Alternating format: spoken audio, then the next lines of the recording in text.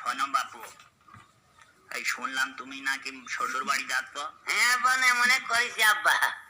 শোনো, ওই সকলের সাথে একটু ভালো মন্দ আচ্ছা আলাপ ব্যবহার করবা। ঠিক আছে। সব সময় মুখ গুমড়া করে থাকলে মানসিক ভালো বলে না। আচ্ছা আচ্ছা আর একটু সবার সাথে ওই ইংরেজি ফিংরেজিতে কথা বলবা, থ্যাংক ইউ এইসব বলবা। হ্যাঁ, ঠুসঠাসকে ঝাড়বো না। নাই যাই থাকে না। ঠিক আছে যাও, আল্লাহর নাম বলে জি। বেরিয়ে পড়ো। আচ্ছা আচ্ছা রাখ, সালাম রাখবে না, থাক, যাও।